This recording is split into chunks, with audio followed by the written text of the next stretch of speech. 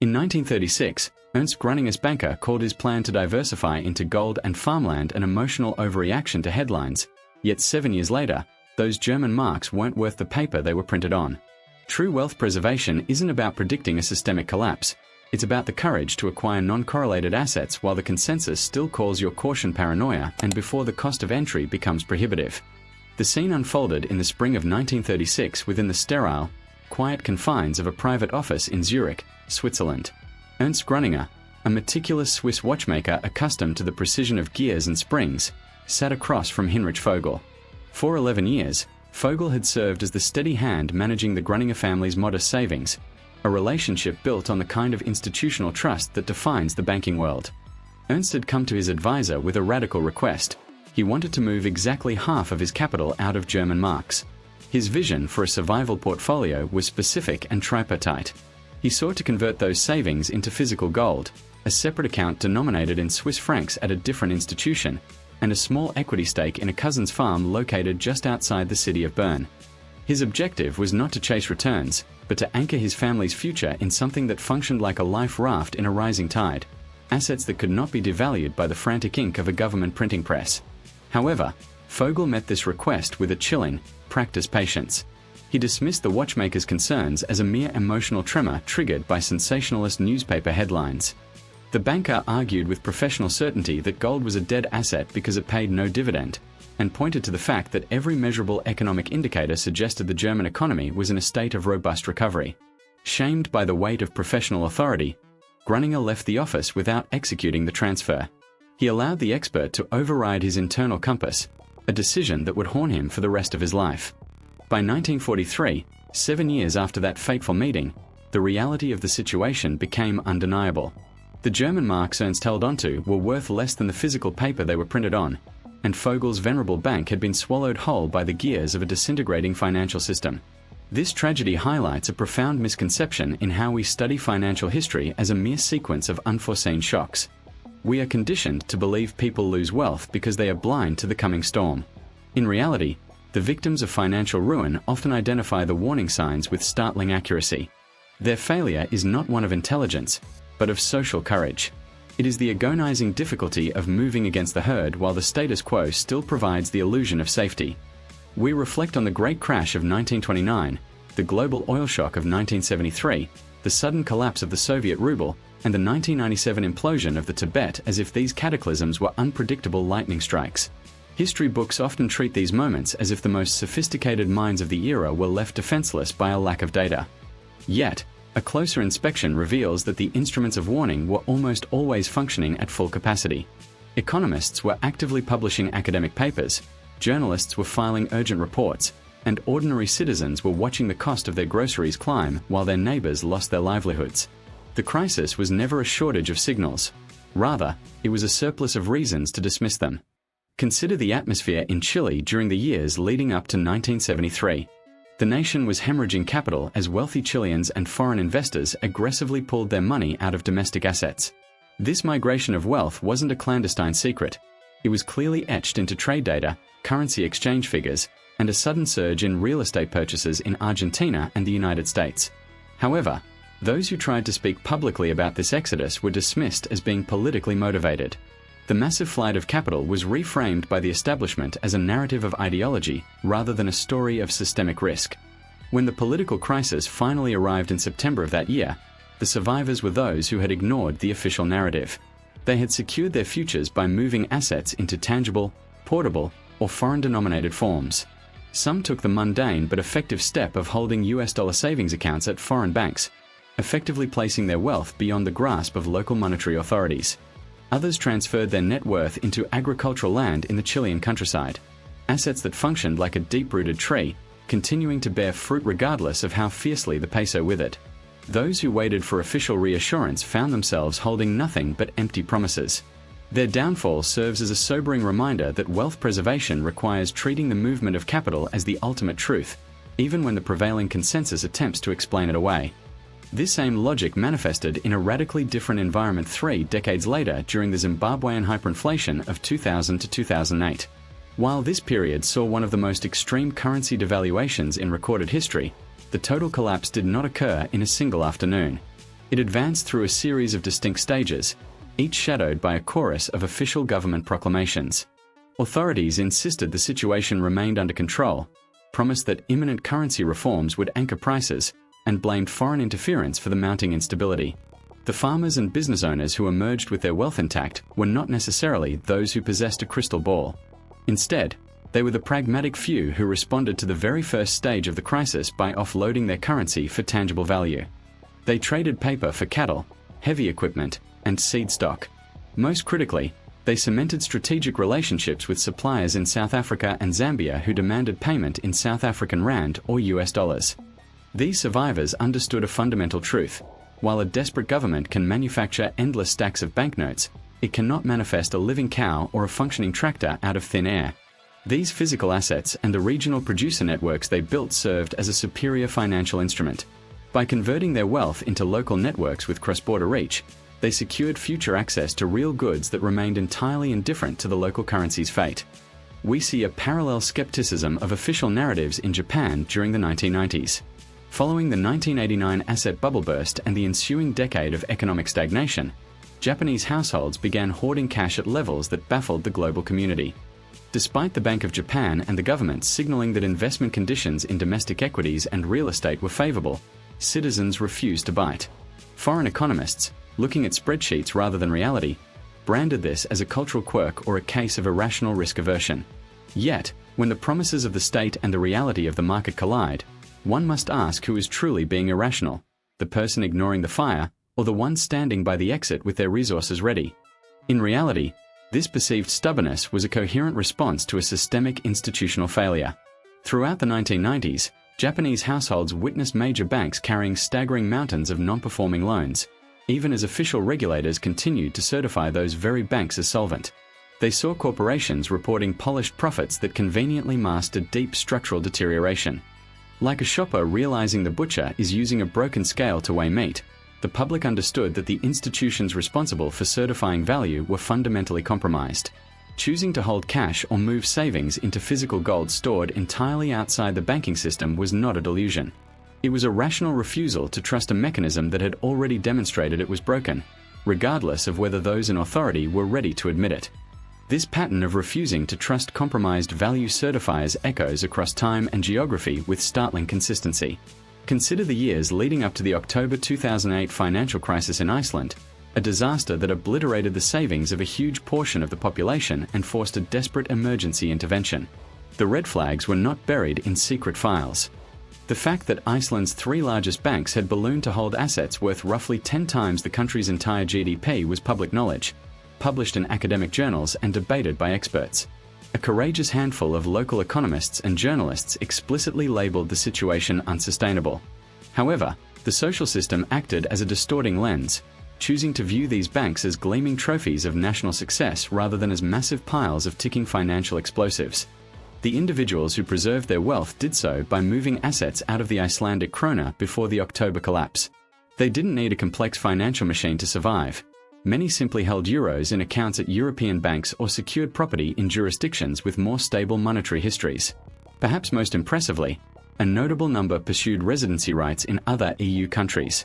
They weren't necessarily planning to emigrate, but they recognized that the sheer optionality of a legal and financial exit door was an asset that the market had failed to price correctly. It raises a critical question. In a world of complex derivatives, is there anything more sophisticated than the simple ability to walk away from a failing system? In every historical episode of wealth destruction, the true differentiating factor has never been raw intelligence or exclusive access to secret information. Instead, survival depends entirely on an individual's willingness to take the data seriously even while powerful institutions are weaving a contradictory narrative. This tension reveals a mechanism that remains unchanged regardless of the century, the country, or the political system. Governments and institutions under extreme stress possess a permanent, structural incentive to delay the moment they acknowledge a crisis, simply because the act of admission acts like a match to a powder keg, accelerating the very collapse they fear. Consequently, official signals are not just slow, they are designed to lag behind structural reality. This gap between what is actually occurring on the ground and what is being officially broadcast is not a malfunction or a bug. It is a fundamental feature of how any organization behaves when its survival is inextricably linked to the public's belief in its stability. Because of this intentional delay, those who have the foresight to act on reality before the state gives them permission are systematically branded as alarmists or fearmongers. This social labeling serves as a potent form of psychological warfare, creating immense pressure to conform and wait. This pressure only serves to widen the chasm between those who secure their exits early and the majority who wait for an official signal that will only arrive once the doors are already barred. The assets that successfully navigate this cycle are those that exist beyond the reach of the failing entity. The core logic of wealth preservation is to hold things that cannot be reprinted, cannot be revalued downward by a stroke of a pen, and cannot be rendered worthless by the same institution whose decay is driving the crisis. It is a predictable flight toward honesty. When confidence in a central bank's integrity begins to fray, capital migrates toward assets whose value does not rely on a bureaucrat's promise. Physical gold and silver cannot be manufactured in a basement, and agricultural land in a stable jurisdiction provides sustenance regardless of a currency's purchasing power. Even a modest account in a straightforward foreign bank functions as a financial bulkhead, placing a portion of your life's work outside the blast radius of domestic monetary policy. Contrary to popular belief, these preservation instruments are not exotic tools reserved for the ultra-wealthy. They are practical options fully available to individuals living on ordinary incomes. Accumulating gold 1 gram at a time is a viable strategy for anyone, not just the elite. Similarly, opening a savings account in euros or dollars at a reputable foreign institution is a legitimate financial move, not some shadowy offshore tax scheme. Even acquiring a small stake in farmland or a landholding cooperative is well within reach for a worker on a median salary who commits to a 5-year planning horizon. The real barrier to entry is almost never a lack of capital. Instead, it is the heavy social tax of appearing eccentric while the rest of the world follows the herd. This social cost is a formidable obstacle, yet ignoring it means missing the most vital lesson of history. The people who managed to preserve their wealth across the crises we have examined were not all millionaires to start with. They were simply ordinary people who, during a quiet moment before the storm became visible, decided to hold assets that the prevailing consensus dismissed as unnecessary. Think of the Chilean saver who quietly opened a dollar account, or the Zimbabwean farmer who cultivated vital supplier relationships in South Africa long before the local currency failed. Consider the Icelandic professional who secured EU residency well before the krona collapsed. None of these people successfully predicted the exact timing or shape of the coming catastrophe. They simply accepted the possibility that official narratives could be wrong and realized that the cost of being early is vastly smaller than the catastrophic price of being late. This fundamental cost of symmetry is routinely underestimated by the public. Maintaining gold during calm markets, holding foreign currency when the domestic situation seems stable, or securing residency options when travel is unrestricted offers no immediate profit. These moves win no applause from the mainstream advisors and institutions that define what a rational decision looks like. In fact, these assets often sit idle, acting as a small drag on potential gains while everyone else appears to be getting rich faster. This exact environment, where cautious, correct positions look like failures, is the ultimate behavioral trap that precedes every systemic collapse. The institutional giants of the global financial system are currently signaling a tectonic shift that the public narrative has yet to fully acknowledge. While mainstream discourse often labels gold enthusiasts as eccentric, the most conservative reserve managers on the planet are quietly executing the exact same strategy at a scale not seen in over half a century. Data from World Gold Council quarterly reports and official IMF reserve disclosures confirm that central banks across Europe, Asia, and South America are accumulating physical gold at the highest rate since the early 1970s. These are not speculative estimates or optimistic projections. They are filed, audited holdings subject to strict parliamentary and finance ministry oversight. The sheer velocity of this movement is staggering. Poland, for instance, added more bullion to its vaults in a single recent year than it did in the previous 2 decades combined.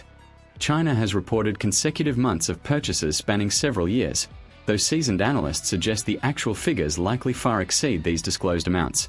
In a symbolic passing of the torch, India's gold holdings have now officially surpassed the sovereign reserves of the United Kingdom. From Singapore doubling its holdings within a few short years to Turkey continuing its acquisition spree despite extreme domestic currency pressure, we are witnessing a gold rush of the post-Bretton Woods era. These institutions act as the lead birds in a long-distance migratory flight toward real assets, sensing a change in the economic weather that the ground-level observer might miss. For the individual, the logic remains identical. Buying small amounts of allocated physical metal through regulated platforms is simply the retail version of a national security mandate. The only real distinction is the social cost of looking contrarian while the safe herd remains in paper. This flight is a rational response to the debt-to-GDP ratios currently suffocating G7 nations. Historically, such debt levels leave states with only two paths: elevating inflation to erode the debt's real value, or implementing financial repression. The latter acts as a hidden subsidy where savers are forced to accept interest rates below inflation, effectively paying a tax to keep the state solvent. This disconnect between what central banks say about safe assets and what they are actually buying reveals a grim reality for anyone holding government bonds or standard savings accounts. This transition into tangible stability is best understood through the lens of financial repression, a documented policy tool rather than a mere theoretical concept. This mechanism functions as a silent siphon, a gravitational pull that allows governments to manage mountain-high debts when growth or austerity measures fall short. Consider it a phantom leak in a reservoir. While the water level drops incrementally, the cause remains invisible to those not looking for the puncture. Japan has spent nearly 30 years submerged in this environment, and Italian savers have navigated similar cycles for decades. The strategy is most potent when it remains unnamed, operating as a quiet subsidy where the individual saver effectively pays to keep the state's ledger balanced. Escaping this gravity does not require complex tax evasion or the use of legal grey areas like offshore shells. The most overlooked instrument is remarkably mundane: a standard savings account at a regulated bank in a jurisdiction with a different monetary policy.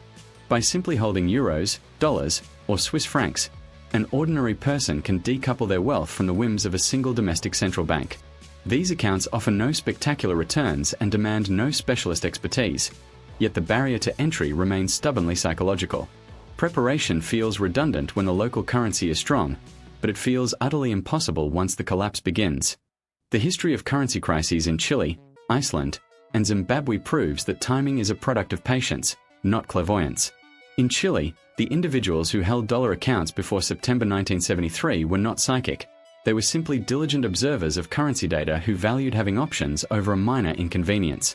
This institutional logic is now manifesting in the aggressive acquisition of agricultural land.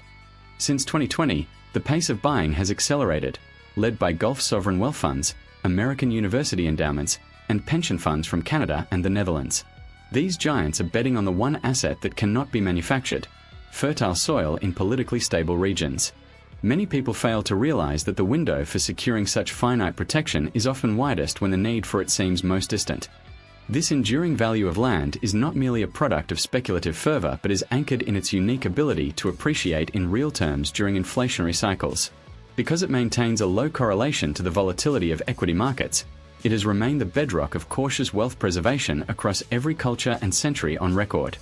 While the traditional barrier of entry, buying a 1,000-acre farm, remains insurmountable for the average person, the landscape has shifted dramatically over the past 10 years. Through farmland investment cooperatives, rights specializing in agriculture, and direct small acreage purchases in accessible markets, the path to ownership is now wide open. This institutional surge is not a command to follow blindly. Rather, it serves as a critical indicator of where patient, structurally aware capital is currently seeking refuge. Perhaps the most overlooked frontier in this shift toward tangibility is the emergence of water rights. Most market participants have yet to process water as an asset at all, but in the American West, the right to a specific quantity of water from an aquifer or river is a legally defined, transferable property right. These rights are actively traded at prices that have climbed substantially over the last 15 years, fueled by erratic climate patterns and surging municipal and agricultural demand. This is not some speculative emerging market. It is an established framework over a century old. In Colorado, the state even publishes granular transaction data, while in Arizona, intense legal battles over groundwater allocations have directly swung adjacent farmland prices by significant percentages. Institutional giants are now circling water rights with the same intensity they showed toward agricultural land a decade ago. For the individual investor, direct ownership remains largely out of reach, yet the broader dynamic is essential to master. It represents a scarcity pressure that will inevitably manifest in other regions and forms as resources tighten. Mastering this pattern now is like spotting a distant stormfront before the first drop of rain falls. Just as the savvy figures in our historical examples acted before the public could even identify the threat, recognizing these less visible, illiquid trends today is the hallmark of true systemic awareness. Identifying the shift early allows for a strategic positioning that the latecomer can never replicate. Copper follows a similar structural logic, operating as the essential nervous system for the modern world's industrial ambitions. It is the indispensable conductor found in everything from basic electrical infrastructure to the high-tech components of solar panels, wind turbines, and electric vehicles. As every major global economy commits to massive grid upgrades, the demand for this metal has become a structural certainty. However, the supply side tells a far more volatile story. Copper production is geographically concentrated in a handful of nations, many of which are currently grappling with significant political risk. Compounding this is a rigid production timeline. The lag between a board's decision to open a mine and the first ounce of output is measured in years, if not decades. Consequently, the surging demand of the energy transition cannot be satisfied overnight, even if market prices were to skyrocket. This looming deficit is clearly etched into the publicly filed capital expenditure plans of top-tier mining firms and the steep forward curves of copper futures markets. Recognizing this, several sovereign wealth funds have recently abandoned passive commodity exposure in favor of direct equity stakes in mining operations. This transition from paper promises to physical ownership of the supply chain is a recurring historical signal, much like an army securing its grain silos before a long winter. This same move toward tangible sovereignty is appearing in the realm of second residency and alternative citizenship. What was once a niche luxury for the ultra-wealthy has entered the mainstream. Portugal's Golden Visa program, for instance, drew tens of thousands of applications before its eventual restructuring. Today, countries like Uruguay, Paraguay, Georgia, and several Caribbean nations offer pathways where the required deposits are well within the reach of any professional with a decade of savings. These applicants are not oligarchs or tax refugees.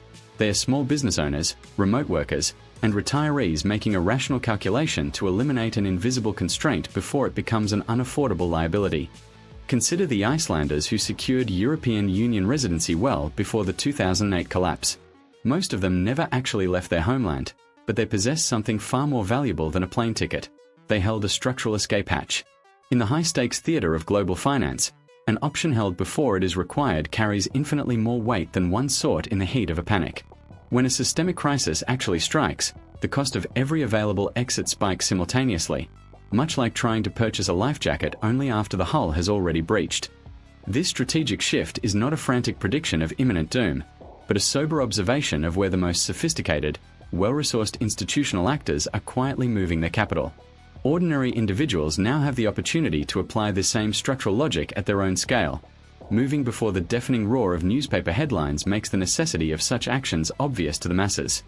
The watchmaker in Zurich understood the mechanics of the coming storm, yet he faltered under the weight of social pressure. Ultimately, what you hold when the global system resets is not determined by the accuracy of your predictions. It is determined solely by what you already owned before those predictions became the common consensus. Those who follow these patterns from the first faint signal to their ultimate conclusion understand that true preservation is the child of patience, not panic. Applying this lens